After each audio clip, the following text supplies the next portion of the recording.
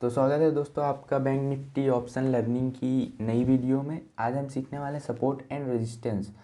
Support and resistance किस तरीके से मार्क किया जाता है, सपोर्ट एंड रेजिस्टेंस किस तरीके से यूज़ होता है, सपोर्ट एंड रेजिस्टेंस में किस तरीके से ट्रेड्स लिया जाता है और सपोर्ट एंड रेजिस्टेंस की सीक्रेट्स क्या हैं। ठीक है, तो दोस्तों आज हम सीखने वाले हैं, आज only support and resistance mark करना सीखने वाले हैं। आज नेक्स्ट वीडियो में हम सीखेंगे कि सपोर्ट एंड रेजिस्टेंस में ट्रेड कैसे लिए जाते हैं। ठीक है, तो आज हम सीखने वाले सपोर्ट एंड रेजिस्टेंस किस तरीके से मार्क किया जाता है। तो मैं ये समझ के चल रहा हूँ कि आप में से ज़्यादातर लोगों को ट्रेडिंग बेसिक्स तो आते हैं, सपोर्ट एंड रेजिस्टेंस के बेसिक्स तो आते हैं। आप इंटरमीडिएट के लेवल हो, मैं इंटरमीडिएट लेवल के ट्रेडर हूँ, मैं ये समझ के चल रहा हूँ। ठीक है, अगर आप में से कोई बिगिनर्स होंगे तो कमेंट सेक्शन में बता दीजिएगा, मैं एकदम बिगिनर लेवल से अच्छी तरीके से सपोर्ट एंड रेजिस्टेंस समझा दूंगा। तो वीडियो की क्वालिटी पे उतना ध्यान मत देना दोस्तों, लर्निंग की क्वालिटी में ध्यान देना, क्योंकि मैं प्रोफेशनल यूट्यूबर नहीं हूँ। तो मैं आपको अच्छी तरीके से सिखा सकता हूँ, लेकिन अच्छी तरीके से वीडियोस दिखाना, अच्छी तरीके से बोलना वो टाइम के साथ आएगा दोस्तों। हर चीज़ एक्सपीरियंस के साथ आती है। ट्रेडर एक्सपीरियंस के साथ बना, यूट्यूबर भी एक्सपीरियंस के साथ बन जाऊंगा। ठीक है, तो सबसे पहले हम स्टार्ट करते हैं सपोर्ट एंड रेजिस्टेंस होते क्या हैं। सपोर्ट एंड रेजिस्टेंस होते क्या हैं, यहाँ पे आपको दिख रहा होगा। सबसे पहले चार्ट को ठीक कर लेते हैं हम। काफ़ी लोगों को ये पता नहीं होगा, इस तरीके से अगर आप जीरोधा का चार्ट यूज़ करें सभी साइड से आपको बेजल्स दिखते हैं बड़े बड़े। तो सिंपली F11 दबा दो, चार्ट बड़ा हो जाएगा। ठीक है, और क्लियर चाहिए तो यहाँ पे एक एरो है, इसको दबा दो, चार्ट क्लियर दिखने लग जाएगा आपको। ठीक है, इसको हमें यूज़ करना है तो ला लेते हैं। तो सपोर्ट एंड रेजिस्टेंस होता क्या है, तो सपोर्ट वो लेवल्स होते हैं जहाँ पे मार्केट में बार बार बायर्स एक्टिव हो रहे हैं। ठीक है, इस लेवल को देखिए, यहाँ पे मार्केट नीचे आया, बायर एक्टिव है, मार्केट नीचे आया, बायर एक्टिव है, मार्केट इतना लंबा फॉल किया फिर भी बायर एक्टिव है। सपोर्ट एरिया वो होता है जहाँ पे मार्केट में बार बार बायर्स एक्टिव हो रहे हैं। रेजिस्टेंस एरिया वो होता है जहाँ पे मार्केट में बार बार सेलर्स एक्टिव हो रहे हैं। इस लेवल पे देखिए, बार बार सेलर्स एक्टिव हो रहे थे। ठीक है, तो सपोर्ट एरिया वो जहाँ बायर्स एक्टिव हो रहे हैं बार बार, जहाँ सेलर्स एक्टिव हो रहे हैं वो रेजिस्टेंस एरिया। तो सपोर्ट एंड रेजिस्टेंस सिंपल है, इतना तो सबको आता होगा, लेकिन सपोर्ट एंड रेजिस्टेंस के लेवल्स, परफेक्ट लेवल्स मार्क करना मैं आपको आज सिखाने वाला हूँ कि सपोर्ट एंड रेजिस्टेंस के लेवल्स परफेक्ट तरीके से किस तरीके से मार्क किया जाता है नेक्स्ट डे के लिए। जैसे आज हम एनालिसिस कर रहे हैं तो कल के लिए एनालिसिस कर रहे हैं, तो कल के लिए हम सपोर्ट एंड रेजिस्टेंस लेवल्स किस तरीके से परफेक्ट तरीके से मार्क कर सकते हैं। ठीक है, तो सबसे पहले डेली चार्ट में हम जाएंगे। मैं डेली चार्ट में सपोर्ट एंड रेजिस्टेंस मार्क करना प्रीफर करता हूँ, क्योंकि डेली चार्ट में क्लियर व्यू होता है। काफ़ी लोग वीकली चार्ट में भी करते हैं, लेकिन वीकली चार्ट का इंट्राडे में मेरे को उतना यूज़ लगता नहीं है, तो मैं डेली चार्ट में ही मार्क करता हूँ। ठीक है, तो हम 16 फरवरी के लिए सपोर्ट एंड रेजिस्टेंस मार्क करने वाले इस कैंडल के लिए, इस वाले कैंडल के लिए हम सपोर्ट एंड रेजिस्टेंस मार्क करने वाले हैं। तो ये कैंडल को हम इग्नोर कर देंगे आज के लिए, मतलब अभी सपोर्ट एंड रेजिस्टेंस मार्क करते टाइम इग्नोर कर देंगे इस कैंडल को हम। ठीक है, बाकी सारे जो कैंडल्स हैं इनका यूज़ करके हम इस कैंडल के लिए सपोर्ट एंड रेजिस्टेंस मार्क करेंगे। देखते हैं हमारे लेवल्स वर्क करते हैं कि नहीं करते। ठीक है, तो सबसे पहले क्लियर कर देते हैं चार्ट को। सपोर्ट एंड रेजिस्टेंस सबसे पहला, इसको इग्नोर करना है, तो सबसे पहले हमको सपोर्ट एंड रेजिस्टेंस कहाँ दिख रहे हैं। सबसे पहला मेरे को सबसे मेन ये दिख रहे हैं, यहाँ पे दो बॉडी टच है, एक बार मार्केट ऊपर जाके नीचे आ चुकी है। सबसे मेन मेरे को ये दिख रहे हैं, मतलब सबसे सिंपल रेजिस्टेंस लेवल मेरे को ये दिख रहे हैं। ठीक है, कलर चेंज कर देते हैं थोड़ा, वीडियो में अच्छे तरीके से आया ताकि। तो सबसे पहला लेवल मेरे को ये दिखा, मैंने ये मार्क कर दिया। मैं वीक को क्यों नहीं लिया, बॉडी को क्यों लिया? कभी भी वीक उतनी इम्पोर्टेंट नहीं होती जितनी की बॉडी होती है, ठीक है। वीक से एक बार आपको फेक ब्रेकआउट ब्रेकडाउन्स मिल जाते हैं, बॉडी से भी मिलते हैं फेक ब्रेकआउट ब्रेकडाउन्स, लेकिन सपोर्ट एंड रेजिस्टेंस मार्क कर रहे हो तो बॉडी ज़्यादातर टाइम में आपका वर्क करता है। वीक्स कभी कभी एक ही कैंडल में निकाल के काफ़ी ऊपर चले जाते हैं, लेकिन कभी भी बॉडी के सपोर्ट एंड रेजिस्टेंस को निकालेंगे तो मार्केट थोड़ा ना थोड़ा उसको रिस्पेक्ट करके ही ऊपर जाएगा, ठीक है। तो सबसे पहले बॉडी को इम्पोर्टेंस देंगे। ये बॉडी से रेजिस्टेंस मार्क कर लिए, ये वाली कैंडल को इग्नोर करना है हमको, इसको इग्नोर करना है, ठीक है। तो तो अब ये बॉडी हो गई। ये बॉडी के बाद हमारा एक रेजिस्टेंस लेवल है ये वीक, ये हाई, ठीक है। उसके बाद सबसे पहले तो पिछले डे का डे हाई, डे लो, ओपन, क्लोज, ये सारे इंपॉर्टेंट है, इन सभी को मार्क कर लिया, ठीक है। उसके बाद हम मार्क करेंगे, सब ये मार्क हो गया। उसके बाद देखो यहाँ पे सपोर्ट एंड रेजिस्टेंस एडजस्टमेंट करने पड़ते हैं, ठीक है। यहाँ पे कोई एडजस्टमेंट करने का लेवल दिख रहा है क्या? ये क्लोजिंग का लेवल एडजस्टमेंट का दिख रहा है। यहाँ पे हल्का सा और नीचे एक लेवल है, लेकिन क्लोजिंग है, अगर क्लोजिंग की जगह कोई और होती तो एडजस्ट कर सकते हैं। क्लोजिंग हमेशा रिस्पेक्ट करता है मार्केट, क्लोजिंग काफ़ी अच्छा सपोर्ट रेजिस्टेंस लेवल होता है, तो क्लोजिंग की कैंडल लेवल को उसी तरीके से रहने देंगे, ठीक है। तो अब सपोर्ट एंड रेजिस्टेंस कभी भी लाइंस में नहीं बनाने हैं, आपको जोन्स की तरीके से बनाना है। तो सपोर्ट एंड रेजिस्टेंस जोन होते हैं, लाइंस नहीं होते। लाइंस में आपके लॉसेस हो जाएंगे, आपके सपोर्ट एंड रेजिस्टेंस फेल हो जाएंगी, ठीक है। तो अब इसको, ये सारे लाइंस है, मैंने अभी क्या कहा, लाइंस में सपोर्ट एंड रेजिस्टेंस नहीं होते, जोन होते। तो डेली चार्ट में लाइंस में मार्क करेंगे, main support and resistance mark करेंगे। उसके बाद हम आएंगे 30 मिनट चार्ट में। कई लोग 1 आवर यूज़ करते हैं, कई लोग 15 मिनट यूज़ करते हैं, कई लोग डेली चार्ट में ही जोन्स बना देते हैं, ठीक है।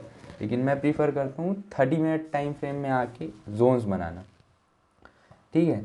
यहाँ पे ये क्लोजिंग, एडजस्टमेंट क्लोजिंग नीचे थी, एक्चुअल क्लोजिंग ये है, तो हम एक्चुअल क्लोजिंग को ज़्यादा इंपॉर्टेंस देंगे अगर करीब है तो। अगर एडजस्टमेंट क्लोजिंग यहाँ पे होती तो ये जो क्लोजिंग है, मेन क्लोजिंग है, ये उतना इम्पोर्टेंट नहीं रहता, लेकिन यहीं पे एडजस्टमेंट क्लोजिंग, तो ये मेन क्लोजिंग इम्पोर्टेंट रहेगा ज़्यादा, ठीक है। तो ये एक जोन बन गया, दिख रहा है आपको, ये एक जोन बन गया। ये इस तरीके का जोन हमको हर एक लेवल्स में बनाना है, ठीक है। इसको डिलीट कर देते हैं। नीचे ये वाला लेवल है, ये हमारी पिछली कैंडल के क्लोज ओपनिंग का लेवल है, ठीक है। अब इस लेवल की सबसे क्लोजेस्ट बॉडी, सबसे क्लोज बॉडी जो है उसको हमें मार्क करना है, ये, ठीक है। और अगर इस तरीके की कंडीशन, ये जो यहीं पे क्लोज हुआ है और यहीं से ओपन होकर मार्केट नीचे आया है, इस तरीके की कंडीशन अगर मिले तो ये ज़्यादा अच्छे तरीके से काम करते हैं। तो ये एक रेंज बन गया, ये एक जोन बन गया, ये एक जोन बन गया। ये नीचे वाला एक सपोर्ट है, ये डे लो का है, ठीक है। इसकी सबसे क्लोजेस्ट बॉडी क्या दिख रही है हमें, ये, ठीक है। इसकी सबसे क्लोजेस्ट बॉडी ये दिख रही है, देखो फिर वही कंडीशन, ये कंडीशन अगर मिले तो इसको ही मार्क करना है, ये ज़्यादा बेहतर काम करती है। और 30 मिनट टाइम फ्रेम में आपको ज़्यादा टाइम में ये कंडीशंस मिल जाएगी। तो आगे बढ़ते हैं, ठीक है। ये कैंडल इग्नोर करेंगे, ये 16 फरवरी की कैंडल है, इन्हीं के लिए हम सपोर्ट एंड रेजिस्टेंस मार्क कर रहे हैं। पीछे आएंगे,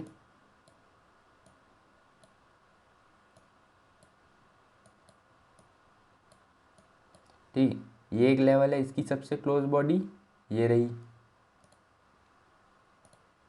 देखो यहाँ पे भी वही कंडीशन मिली है हमको, ठीक है। ये एक लेवल है, इसकी सबसे क्लोज बॉडी ये रही, यहाँ पे भी सेम कंडीशन मिली हमको। ये कंडीशन 30 मिनट टाइम फ्रेम में आपको मिल ही जाएगा, तो आपको काफ़ी ज़्यादा इजी होगा मार्क करने के लिए, ठीक है, अब हमारे जोन्स मार्क हो गए, सारे जोन्स मार्क हो चुके हैं हमारे। ठीक है, अब मार्केट ओपनिंग कहाँ पे देती है ये भी इम्पोर्टेंट है। अगर ओपन ऊपर हो रहा है और हाई और ये क्लोजिंग काफ़ी पास है तो ज़्यादा टाइम में क्लोजिंग को ज़्यादा इम्पोर्टेंट देती है मार्केट। तो देखते हैं 5 मिनट टाइम फ्रेम में जाके कि हमारे लेवल्स को किस तरीके से मार्केट ने रिस्पेक्ट किया भी है कि नहीं किया है, चेक कर लेते हैं हम। इसको आप भी अपने तरीके से पिछली कैंडल को इग्नोर करके आप बैक टेस्ट करके देखते रहिएगा, इससे आपको प्रैक्टिस होगा। तो सबसे पहले हम देख लेते हैं, मार्केट ओपन हुई यहाँ, ठीक है, उसके बाद एक रेड कैंडल बनी, दूसरी रेड कैंडल बनी, यहाँ पे एक रेंज बनाई। ठीक है, यहाँ पे कई लोगों ने ट्रेड किया होगा, ये रेंज आपको दिख रही है, यहाँ पे कई लोगों ने ट्रेड किया होगा, लेकिन मैंने नहीं किया क्योंकि मेरा लेवल था यहाँ पे। और मेरी आदत है, अगर मेरा लेवल है तो मैं लेवल के नीचे जाते ही ट्रेड लूँगा, अगर नीचे नहीं जाएगी तो मैं ट्रेड नहीं लूँगा। अगर ये कैंडल यहाँ पे जो ग्रीन कैंडल होल्ड की हुई है, अगर ये यहाँ पे इसके हाई को निकाले बिना यहीं पे क्लोज करके अगर निकाल देती तो मैं यहाँ पे ट्रेड ले लेता और टारगेट रखता मैं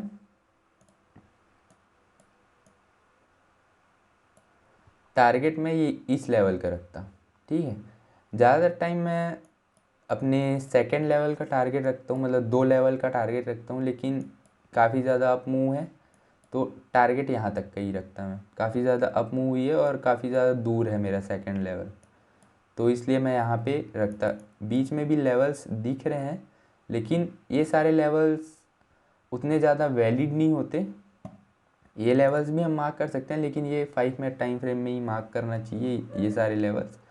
इन 5 मिनट टाइम फ्रेम में जो भी लेवल आप मार्क करोगे वो उतने ज़्यादा वैलिड नहीं होते, इसलिए इसकी कलर चेंज कर दें। कभी भी आप लेवल मार्क करोगे कलर चेंज कर देना, और लेवल्स चार्ट में होने चाहिए, क्योंकि सिंपल चार्ट अगर होगा तो ज़्यादा बेहतर होता है, मैं भी मानता हूँ, लेकिन जब ट्रेड लेते हैं हम उस टाइम पे जो हमारा दिमाग है वो सही उस तरीके से नहीं सोच सकता, हर हर एक्सपेक्ट से नहीं सोच सकता।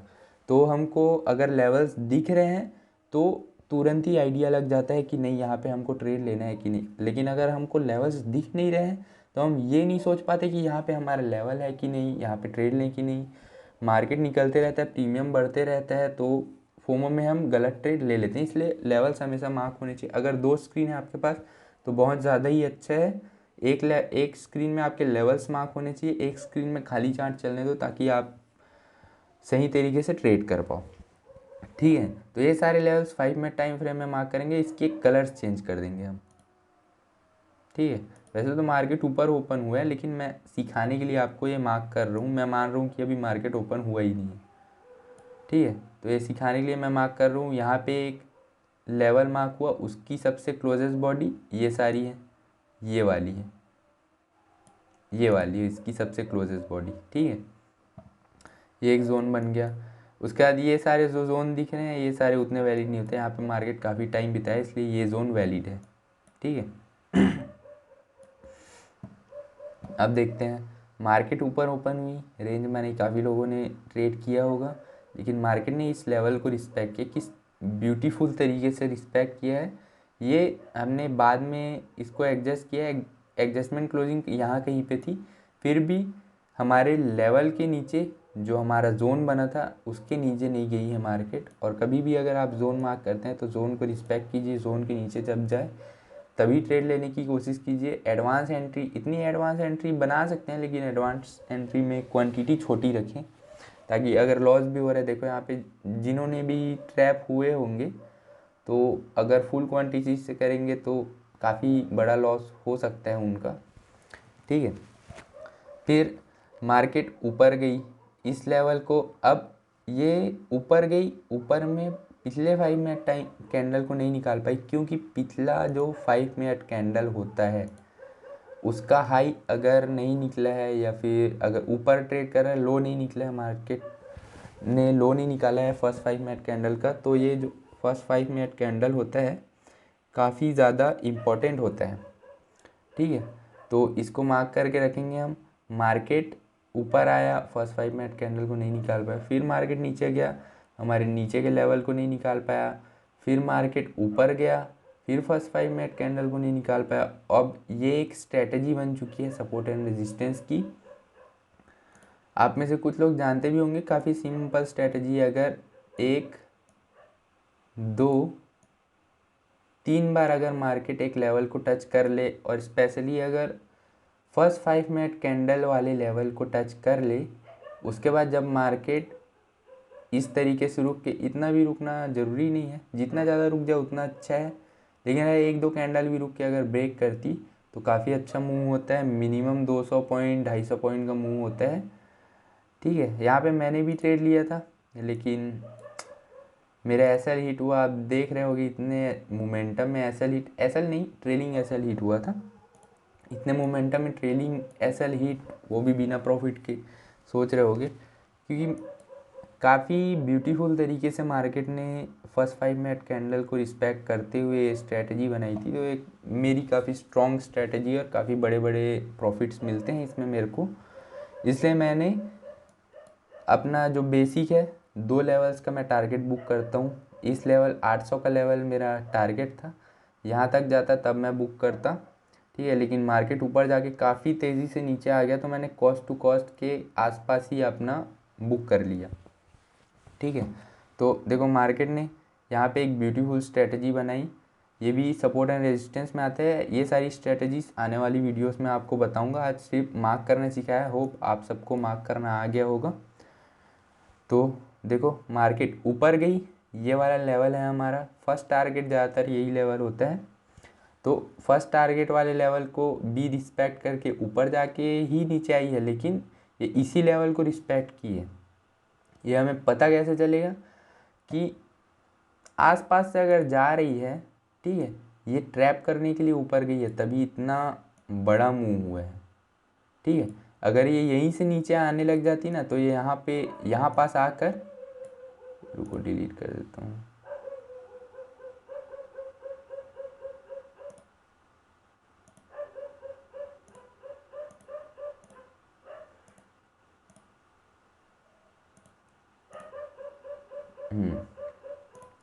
तो अगर ये इस लेवल को बिना ब्रेक करे अगर यहाँ से नीचे आती ना, तो यहाँ से रिट्रेसमेंट लेके ऊपर चली जाती।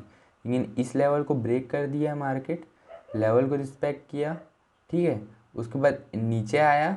नीचे आने के बाद जो यहाँ पे जितने भी लोग थे, जो भी अग्रेसिव बाई किए होंगे, वो लोग ने अपना प्रॉफिट बुक करना स्टार्ट कर दिया। मार्केट जितनी तेज़ी से ऊपर गई उतनी तेज़ी से नीचे भी आ गई। ठीक है, यहाँ पे मेरा टारगेट बड़ा था, इसलिए मैंने कोई भी प्रॉफिट बुक नहीं किया। काफ़ी अच्छा प्रॉफिट दिखा रहा था। ठीक है, ये स्ट्रेटजी मिनिमम 200-250 पॉइंट की मूवमेंट करती है। 200 पॉइंट की मूवमेंट की थी। ठीक है, काफ़ी अच्छा मूवमेंट हुआ था। ऑप्शंस में भी काफ़ी अच्छा मूवमेंट हुआ होगा। मेरा मेन टारगेट था 300 पॉइंट का। आप सोच रहे होंगे कि इतना 200 पॉइंट तो मिल रहा था, 300 पॉइंट के लिए आपने क्यों अपना 200 पॉइंट गंवा दिया। तो इस तरीके से ट्रेड नहीं होते। ट्रेड में अपने टारगेट को रिस्पेक्ट करना होता है। सबका स्टाइल अलग होता है, मेरा स्टाइल यही है कि मैं अपने टारगेट को रिस्पेक्ट करता हूँ पूरी तरीके से। ठीक है, जितना प्रॉफिट इस 200 पॉइंट में मिला है, उतना ही प्रॉफिट इस 100 पॉइंट में मिल सकता है, क्योंकि ऑप्शंस जिस तरीके से मार्केट फास्ट फास्ट मूव करते जाता है, उस तरीके से ऑप्शंस के प्राइस बढ़ते जाते हैं। और यहाँ पे जितना, अगर इस 200 पॉइंट में मार्केट ने ऑप्शन 100 पॉइंट बढ़ा होगा, तो ये बाकी के 100 पॉइंट में ऑप्शन और 70 पॉइंट बढ़ जाएगा। ठीक है, इस तरीके से होता है। आई होप आप सबको लेवल मार्क करना आ गया होगा।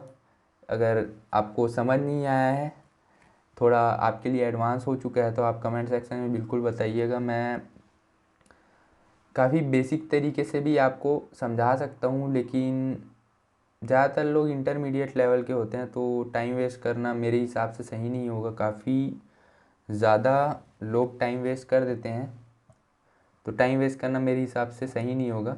नेक्स्ट वीडियो में हम देखेंगे कि किस तरीके से सपोर्ट एंड रेजिस्टेंस में ट्रेड किया जाता है। ठीक है, हर वीडियो में कुछ ना कुछ सीक्रेट बातें मैं आपको शेयर करूँगा, जो एक्सपीरियंस के साथ आई है।